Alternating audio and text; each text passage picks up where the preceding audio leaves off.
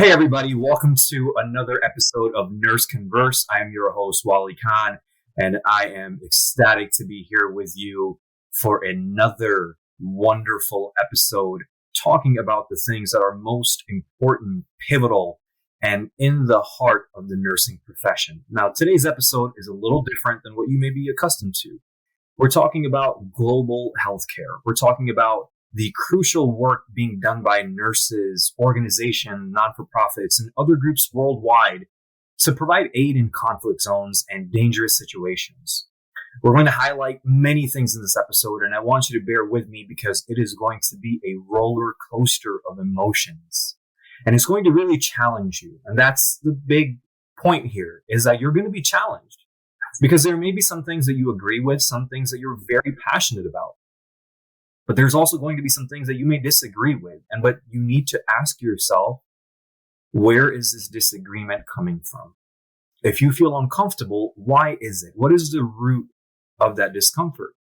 We're going to highlight the story of resilience and strategies and the impactful stories of fellow nurses and healthcare providers that have taken the, selfless step to go and provide care to others, even at the expense of risking their own lives. On this episode, I have a special guest with me, an ER nurse who recently took time out from her life, from her work, from her family, and traveled to Palestine, specifically Gaza, to volunteer in the catastrophic situation that is happening in the world right now. And this conversation is going to highlight her account, her firsthand account of what she witnessed, what she saw, what is happening with the nurses, the healthcare providers, the doctors, what she observed in Gaza on her volunteer trip, what is happening to the hospitals and the healthcare systems, the EMS, the role of the American healthcare providers in all of this. Because many of us have been wondering, what is my role? What is our role? As we sit here going every day to our institutions to care for our patients, what can we do? As a nurse, as a student of life, as a student of medicine, where does advocacy fall into all of this? Because currently speaking, there's many things that are happening in our political climate which affect our healthcare climate because the two are interchangeable and they're related despite what you might think and despite what you may believe.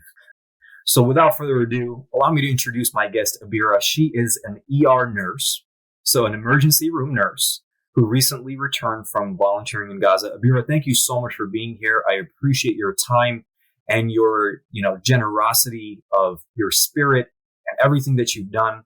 I can say I'm a fan, but I'm inspired by, the work that you've done, the selflessness that you have shown. And I'm really, truly humbled to, share this space with you and to listen to your story. Thank you so much for having me. It's an honor to be here and to talk about this. Before we get into your personal account of, what you saw, what you did, the whole process of you leaving America to go there, the decision that you had to, the conversation, I should say, rather, that you had to have with your loved ones to say, hey, I know there's an active war zone, but I must go because it's my calling. I can't see human beings suffering. And there's so much to unpack. But before we do, I want to share a quote from Howard Catton, who is the chief executive of the International Council of Nursing. Now, for those of you that may not know, the ICN is this international body of nurses that the American Nurses Association works closely with. Howard Catton described the normalization of the healthcare providers being targeted all over the world, especially in Gaza. And he talks about the importance of humanitarian efforts in what he called conflict zones. Speaking at the World Health Organization WHO Executive Board meeting in Geneva last week, Mr. Catton called on global leaders to denounce it in the strongest terms possible. And this is what he had to say about that. He said, at best, it feels as though obligations are being ignored, and at worst, that targeting healthcare staff and facilities has become part of military strategies. Because as we're sitting here watching, and when I was talking to you before, every single hospital in Gaza has been bombed. Every single hospital. I was going back and forth, back and forth. I was like, how do I even begin this conversation with you? So I'm going to ask you a simple question. And I'm just so curious, and I know that our listeners will be as well. Can you describe your first moments after you set foot into Gaza and the feeling that came over you with the sounds of the constant drones and the bombs and the sights and the smells that you absorbed and took in? Sure. So I think it's important for the audience to also kind of know the preparation that goes along with it. But it's a months long process to get cleared by the WHO, the UN, these various entities with which you travel into war zones. And just, the mental preparation of it, but also the physical preparation of making sure you have, enough provisions for yourself because you can't guarantee on any kind of food source or water source having the medical supplies that you need. Before we went, we were told by our organization that you're going into a desert and you are going to have to take everything with you to do your job effectively. Now, as nurses, and specifically an ER nurse, that includes a variety of things. Where do you start, right, to take care of your patients?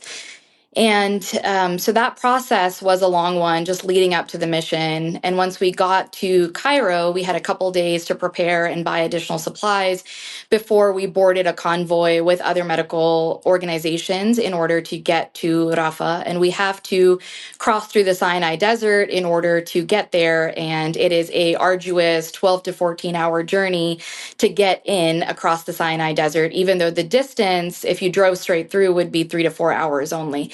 So once you get through, you're already exhausted. It's been a long, arduous journey. There's many checkpoints. Your stuff has been gone through multiple times. And as soon as we entered into the Palestinian side of the Rafah crossing, we were warmly welcomed by the Palestinians as a foreign medical delegation. And as we were waiting for our bags of medical supplies to come through the security, we heard our first bomb go off, not even a kilometer away from us. And it was, something we weren't expecting to happen so soon. I'm not sure exactly when we were expecting to start hearing the bombs and the drones, but immediately, we heard the sound, the building shook, we felt kind of the blast radius, we were all kind of pushed back by it. And the Palestinians just kind of looked at us and they smiled. And there's this word in Arabic that they said tiglagish, which in basic terms means no worries or hakuna matata, essentially. And they said, "Don't worry, you're gonna get used to it, and you're as safe as you can be at this point. There's really no safety anywhere in Gaza, but you're here. We'll take care of you as best we can." And that really was kind of it. And we got our bags and we started to get onto the convoy to get into our safe house. And the first thing you notice in Gaza is this constant sound of drones. And the locals call it Zanan. And the best way I can describe it to the audience is it sounds like a lawnmower next to your head.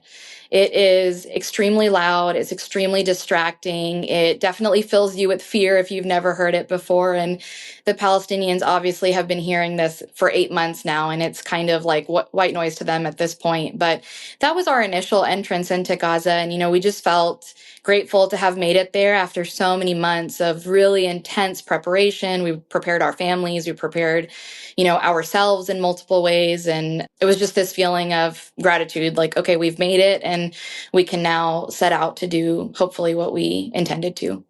And that Zenana that you're talking about, it's actually a spy drone. It's actually a manless drone. So there's nobody inside this, this copter that flies over your head all the time, 24/7. There's no pause. And its intended target is psychological torment. Mental Health Month recently passed, and we talk about the psychological torment and torture that's associated, in addition, to the physical torment and trauma that we're going to be discussing that people are living through. So now you're an ER nurse in America, right? And my background prior to anesthesia was trauma. And so I dealt with, critical care, polysurgical trauma, trauma resuscitation. And so I've seen gunshot wounds to the head. I've seen, burn patients with 60, 70, 80% burns on their bodies. I have seen blunt trauma from car crashes. That's one thing in a controlled environment at a county hospital where I have all of the resources that I could possibly need, all of the funding, the safety, And then, most importantly, I have colleagues and coworkers that will come provide reprieve and break from me when I'm tired. And I know that at 7 p.m., my shift starts and it will end at 7:30 a.m. I think you have a very similar experience as an emergency nurse. Can you describe the typical day and shift while you were in Gaza? Absolutely. So, just like you said, I've worked in downtown settings before where we, have gotten mass shootings and mass casualties of that type of caliber. But we've always had high resource settings. We have colleagues, like you said, we have safe homes to go home to. We're getting paid. Unfortunately, in a situation like Gaza and in any war zone, the resources are not just limited, but they're non existent. So, a typical day for us would be we would leave the safe house at 6 or 7 in the morning, and we'd essentially stay in the hospital for 10, 12 hours at a time. However, as the violence escalated while we were there, we were actually forced to evacuate our safe house and move to stay at the hospital. Once that change happened and the Rafah border was closed on May 6th, we saw a exponential increase in the explosive trauma, the mass casualty incidents that we were seeing 24 hours a day. The amount of patients we were getting dead on arrival increased. So we were being called on at all hours of the day to come and help in the ER. And it got to a point where we would hear the bomb go off and we would just naturally gravitate down to the ER because we knew in a couple of minutes the ambulances and the donkey carts and the tractors and just whatever method of transportation people had, they would bring in their neighbors and their loved ones and, the civilians that were being injured from that. So there was really no shift system even among the locals. I mean, these locals are working for 48 hours, 72 hours at a time. They're living in either tents within the hospital ground or they're living in the hospital itself. Many of the staff that work there, the nurses and doctors, their homes have been destroyed. They have no home to go home to. There's no concept of clocking out of their shift. This is a constant nightmare that they live in. It's important to note that, their universities have been bombed. A lot of them didn't get to graduate. They have nobody to give them their diplomas or sign off on their clinical hours. They haven't been paid a single cent in 8 months at this point. They often don't know where their food source is coming from. Their water is contaminated. So when these foreign medical teams come in, even though we haven't even experienced or seen a fraction of the types of injuries and patients that they're so well equipped with dealing with, we kind of can give them some reprieve of just the workload that they have been constantly bombarded with. And it's also important to note that a lot of these local nurses that work at the European Gaza hospital where I was stationed have come from some of the northern hospitals like Al Shifa or Nasser Hospital that were effectively destroyed. And they were volunteers there in the beginning of the war, and they're now volunteers at the European Gaza hospital. And we got to talk to a lot of them and ask them, why do you keep doing this? You're not getting paid. There's what's your motivating factor? And one of the nurses in the ER, Uthman, this is a direct quote from him. He said, "Humanity is more priceless than any paycheck."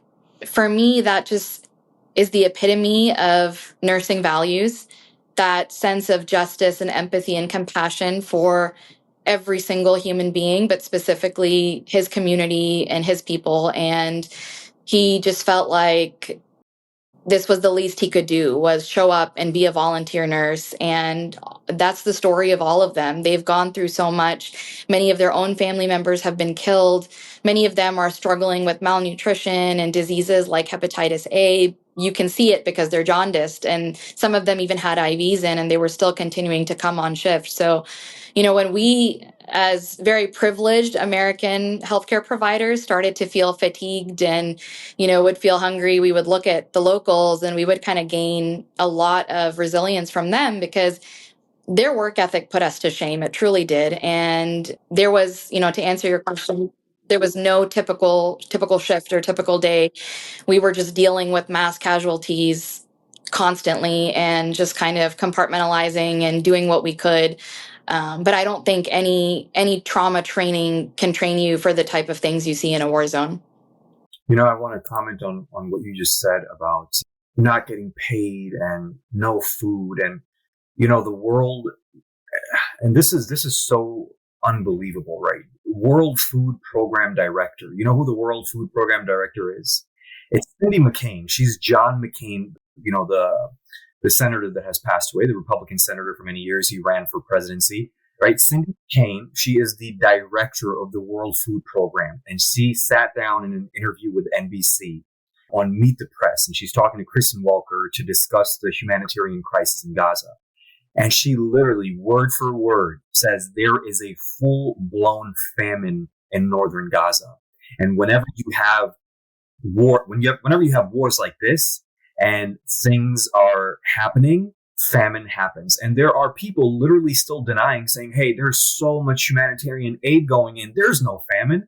I mean, it boggles my mind that people can, subjectively make these statements sitting thousands of miles away from, their cell phone after watching or hearing some news pundit say that.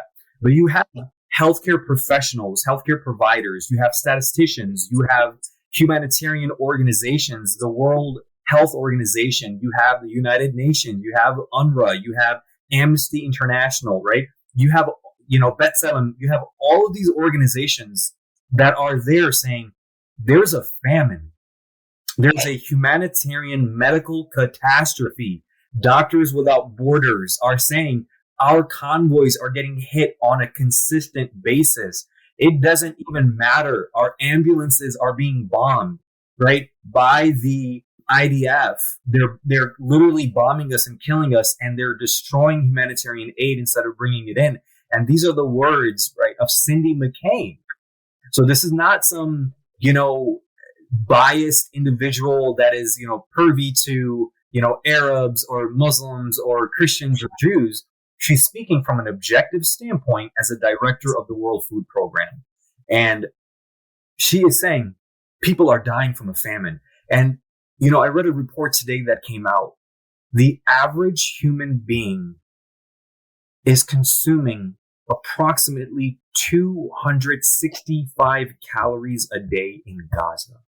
That means a newborn, that means a neonate, that includes pregnant mothers who, let's just pause for one moment. Simple nursing 101. What happens to the hemodynamics? What happens to the physiological adaptations, the physical changes that come with being pregnant? Your metabolism increases, your blood volume increases, your respiratory capacity increases, your plasma levels increase, your body mass, your bone density. You're feeding another child, another soul, another human being, so you need to consume more.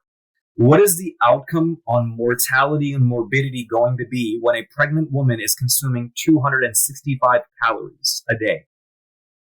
Yeah, I mean, we saw the effects of that firsthand. And just to kind of elaborate on that malnutrition picture, we, towards the end of our trip, were eating the protein bars once a day that we had brought with us.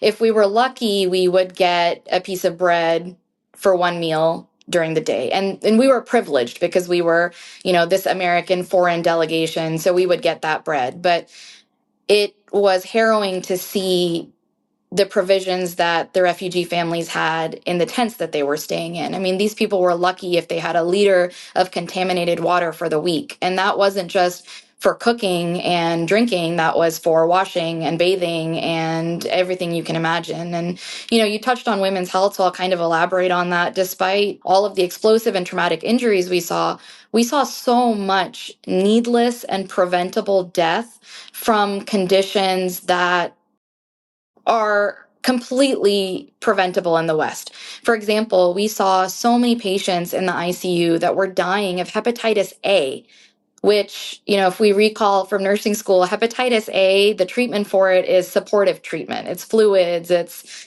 just electrolyte support, and healthy individuals recover from it without much consequence. And we were seeing hepatic encephalopathy in like 22, 23-year-olds, full on liver failure because these patients were not vaccinated because these vaccines are not allowed in. We didn't have enough normal saline or lactated ringers most days to treat patients. It was just the conditions of it were just atrocious. And as from a women's health perspective, we were seeing women die.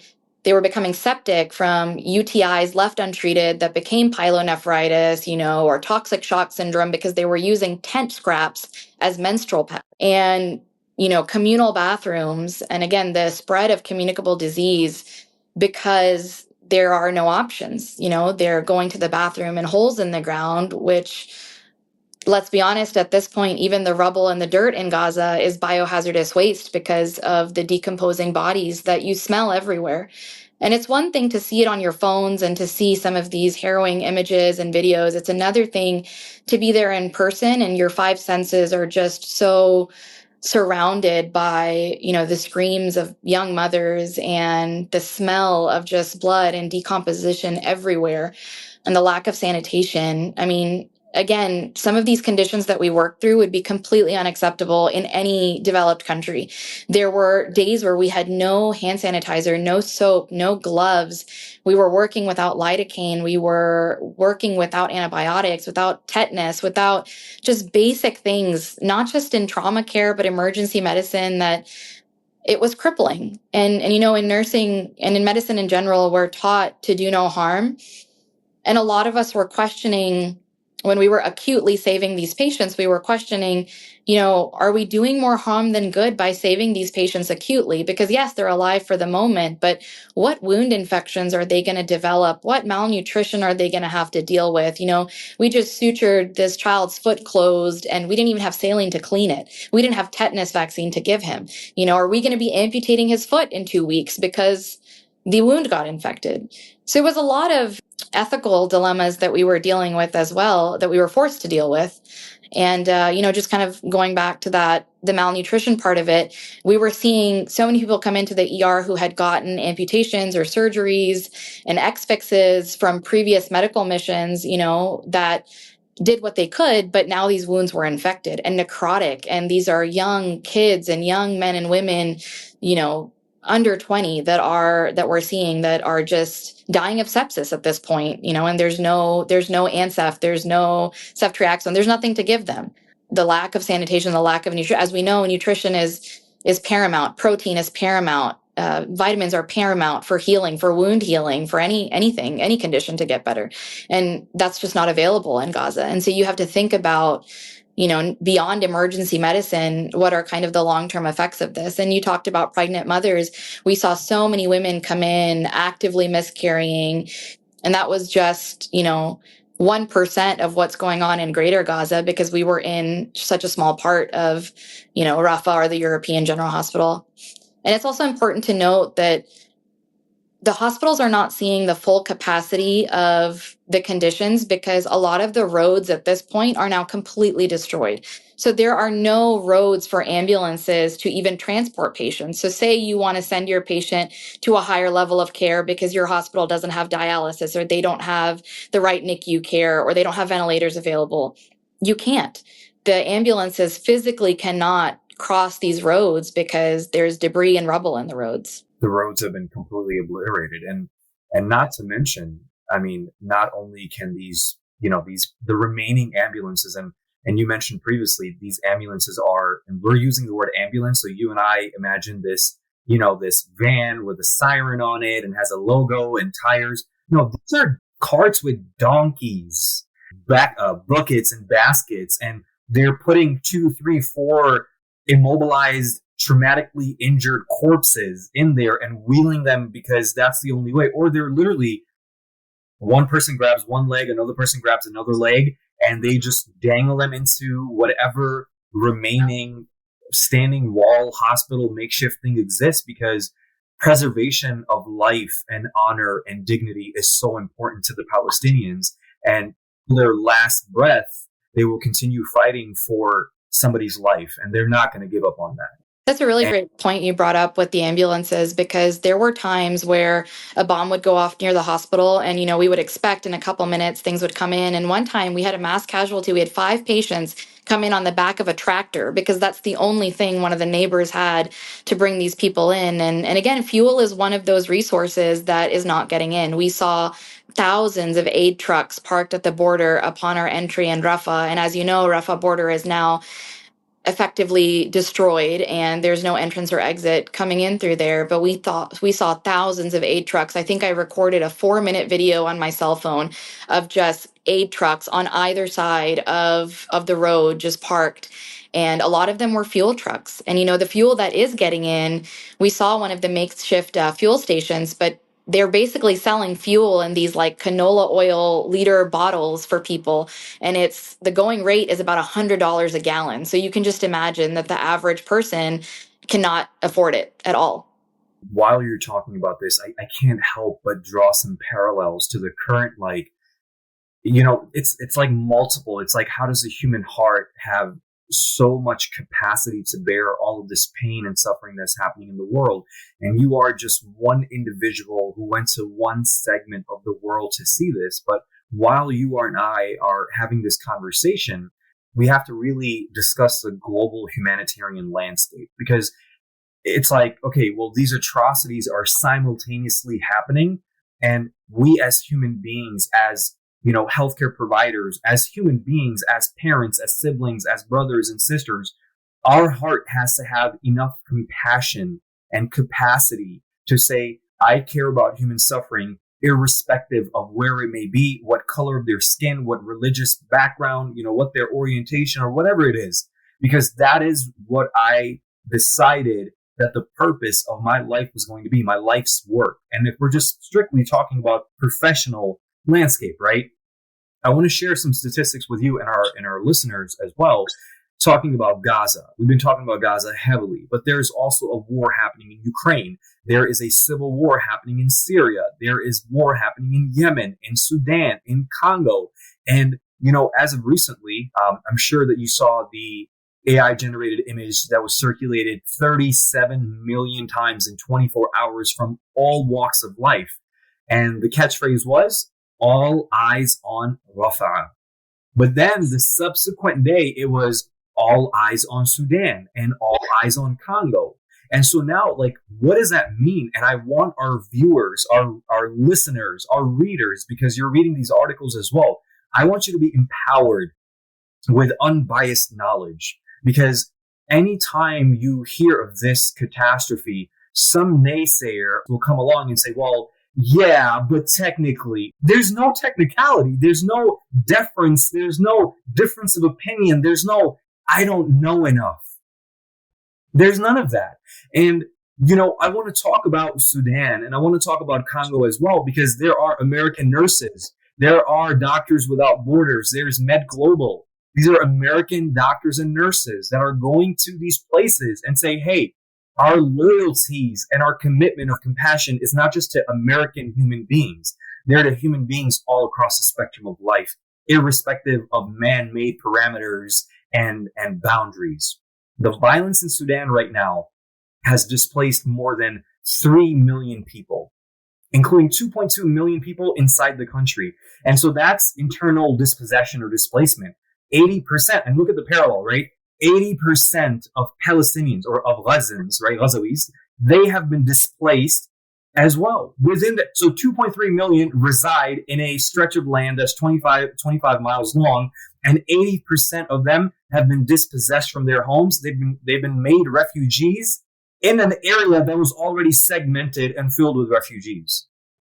Now, more than 170,000 people have now crossed into South Sudan, which is already facing some of the highest levels of displacement and humanitarian needs in the world.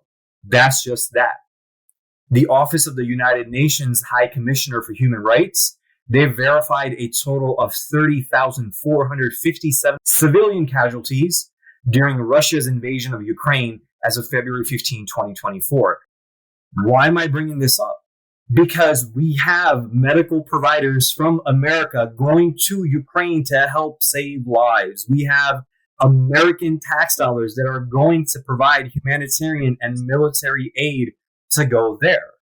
Just as all of these catastrophes can happen and are happening at the same time, you and I and the listeners here, you do possess the heart and the capacity of love and compassion to care about all of these sufferings all at once. Maybe we can't donate money to everybody. Maybe we can't do what you did, Abeerah, and just say, hey, you know what, family? I love you. Hubby, I love you because I know you're married.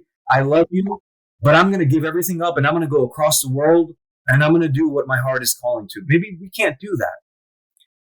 But every single person that's listening has freedom, has a voice, has an intellect, right? And has a heart. And there's nothing worse than an apathetic heart that refuses to do what it naturally knows that it should, which is speak out against the evil of these undescribable, heinous things that we have become so accustomed to. And I want to quote you. You said that when you got there, you heard this bomb 1 kilometer away, and they said, oh, don't worry, you'll get used to that. Like, how do you get used to that? How do you get used to that? You know? I think that it's incumbent upon all of us as nurses, as healthcare professionals, to really examine our own biases. And like you said, to sit with those uncomfortable questions, because when we talk about, justice and beneficence and non-maleficence, we talk about it for all of our patients. As trauma and ER nurses, there's times where you're working in a trauma center, you get the drunk driver and the victim of that drunk driver, and you have to treat everybody equally. And that's just one example, but I don't know how else to humanize these people for everyone, to convince, people that the Palestinians deserve to live, that they have the exact same concerns, or the Sudanese people or the people of Congo have the exact same concerns that you and I do. It's to put food on the table, it's to take care of their kids, it's to share a meal with their family. It's nobody deserves their loved one to be in a setting where we're having to reuse ET tubes, or we're having to reuse bloody ambu bags, or there's no mattresses on gurneys, there's no chucks pads, we're having to reuse Yonker suction canisters. I mean, can you imagine? These things are absolutely unacceptable for us here in the West. Why do we accept it for global health? It just, that part of it doesn't make sense to me. And I think that as nurses, we have to demand better, not just for us, not just for our American patients, but for patients around the world. And, I'll tell you a story that maybe will help kind of humanize the Palestinians for the audience. But there was a day where we were struggling with a lot of mass casualties, and we got this patient in, and she was one of our more stable patients, but she was a really difficult IV start. And, a couple of nurses had tried. I went and tried. I missed the IV. And this Palestinian nurse, maybe 22, 23 years old, volunteering like all of them, came up to me, and he didn't speak a lick of English. I don't speak much Arabic besides a couple of words. And this guy looked at me and he said, which I translated to mean, I'll get it in one try, right? And so I walked away. I said, sure, And go. that nurses pride themselves on. It's Yeah, really just something exactly. to do, I right? said, go for it, man. Like, try it. And so I walked away to do something else. And this man walked across the department 2 minutes later to come find me, to come get me, to show me that he had gotten that IV. And he just kind of said, like, I'm good at my job. And there were no words communicated between us, but I couldn't help but think, wow, ER nurses are the same no matter what country you go to. Like, he's really bragging to me in a war zone about getting this IV in one stick. I've That's been telling my coworkers that story because I'm just like, the humor is the same wherever you go. Human beings we all have these same concerns. Unfortunately, we've made so many issues, whether they're issues in the Middle East or issues in Africa, like, oh, that's the Middle East, they're always in some conflict, or oh, that's Africa, they're always in some conflict. And we shouldn't normalize that. That's not okay. It's not and okay for human beings to be going through conflict constantly. That's not acceptable. and that's literally, I mean, what you just said. That's quite literally the definition of gaslighting, right? It's and let me bring it back home. Oh, don't worry about that neighborhood. Black people live there. Black people are always getting arrested, right? Oh, black people always have issue with welfare and their parents, oh, and their dads. Oh, they're always getting arrested for this stuff. Oh, don't worry about it. That's a black patient. They're always complaining about pain, or they call it there's like this dogma, this horrific dogma in healthcare, right? They call it Hispanic panic. I don't know if you've heard that in ER, right? But it's like, oh, here comes a Hispanic patient. They're just going to be all dramatic and scream and ask about things because that's what Hispanics do. The Hispanic panic, and it's like, dude, and this is right, like, what was that fifth vital sign pain thing, right? Pain is what the patient says it is, where it is, when it is, and however they say it is. But if you have these patients telling you this universal truth, why are you refusing to believe them?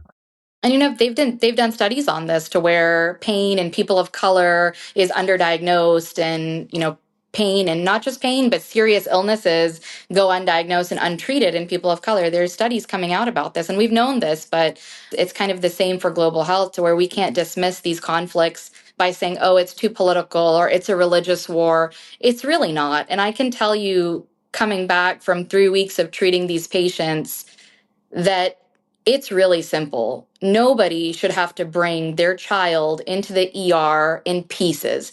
Nobody should have to bring the legs and arms of their loved one in a cardboard box for us to do something with. That is a human issue. That's a humanitarian issue. That should be unacceptable no matter where in the world, what religion, what color, because what crime did that 5-year-old, 10-year-old, 16-year-old do to deserve that? And that was majority of the patients we were seeing was women and children, but also not to demonize brown and black men, because that's also an issue that we see in certain areas of the world where we demonize, Arab men, for example. And I can tell you again that the 3 weeks we were there, we did not see a single person come in with any kind of militant uniform, any kind of weapon on them, nothing. These were civilians that were getting targeted and hurt. And just like the videos you're seeing coming out of Rafah in the last 72 hours of literally people coming in mangled beyond recognition, third-degree burns. And you know this because you're a trauma nurse. When we have a patient, specifically pediatric, or any patient come in with facial burns near the airway, that's a level 1 trauma. And that can cripple us for days when we have a mass casualty or we have a pediatric code. And that's kind of how I want, our audience to think about this, is what we would do in these situations, because we have debriefings, we have policy and protocol review, we have, peer review, chart review. We go through and we talk about what can we do better, what went well. And in Gaza, the situation is that there is a patient coming in with severe 3rd-degree airway burns every 10 minutes, every 15 minutes. We had children coming in, we were coding them where they had, entire arm, their heads blown off, their arms blown off, their legs blown off, coming in dead on arrival. And it was constant. It was 24 hours a day throughout the day. And there was no time to, debrief, let alone think about any of those processes. And the other parallel that I made while I was there, I was thinking about the height of COVID 2020. We had limited resources, we had limited PPE, we were having to make really difficult decisions about what patients to put on ventilators, and how hopeless we felt and helpless we felt as nurses watching these patients die because we were dealing with this unprecedented disease that we didn't know what to do with. But the difference in that is that at least we had safe homes to return home to. We were getting paid, and well at that. When you think about Gaza, we really have to think about the fact that none of those external safety measures exist. None of those constants exist for the healthcare staff there. And again, there was no time. And I honestly, I can speak for myself and my colleagues.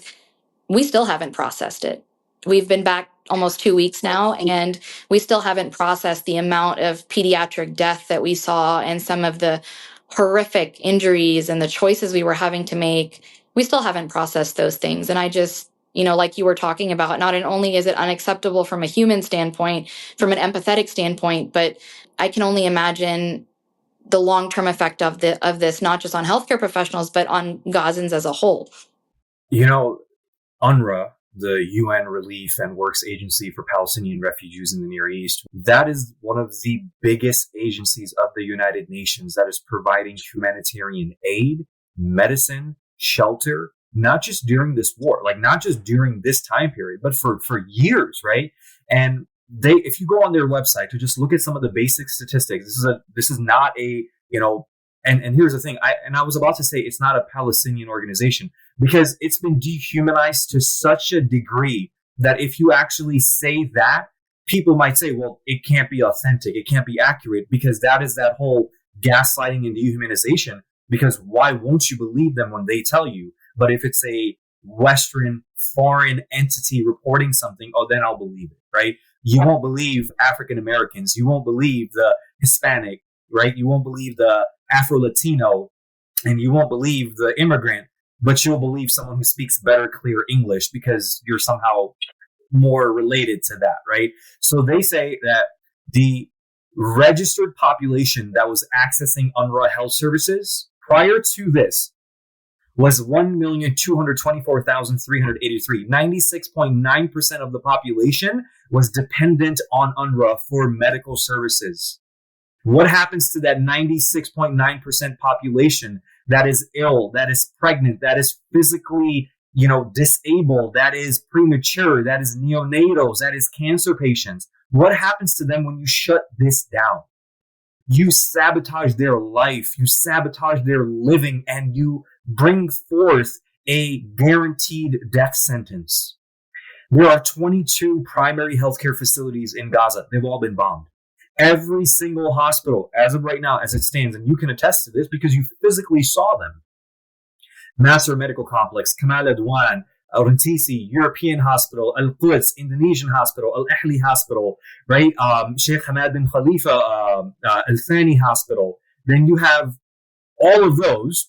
You have the Jenin Government Hospital in the West Bank. You have the Khalil Sulman Hospital in the West Bank, which is a primarily Doctors Without Borders ran hospital, right? That's been bombed. Al-Aqsa Martyrs Hospital, that's been bombed.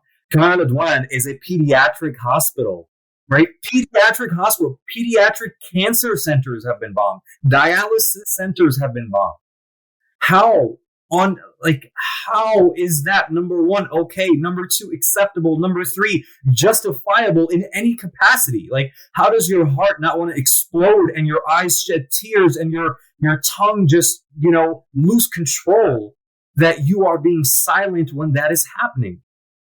I don't want to chastise anyone, but I think that us as Americans who have never left the comfort of our homes, who have never left the predictability of our institutional workplaces, our safe havens, our jobs, our 7 to 7s, 3 to 11s, our 24-hour calls, our 36-hour calls.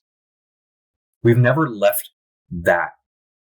And so it's like we're not able to humanize and connect on a deeper level than what we've known. Like, you see this and you're like, yes, that's really bad. Wow, that's horrible. Kids dying, mothers dying, fathers dying. And then it's like there's a wall that just doesn't allow you to feel their suffering because you have never felt it before until you lose a loved one, but they died in not even a fraction of a percent of what we are seeing. And so it's like the human mind has never seen this, nor should it ever become accustomed to it. But due to the inability of those that are in positions of power to stop this, this has become a normative stance for people to say, oh, 400 plus nurses and doctors and EMS have been systematically targeted and murdered. That's bad. That's bad, right? That's horrible. We don't even understand how to conceptualize that, but that's what happened. If you had an opportunity, would you go back? In a heartbeat.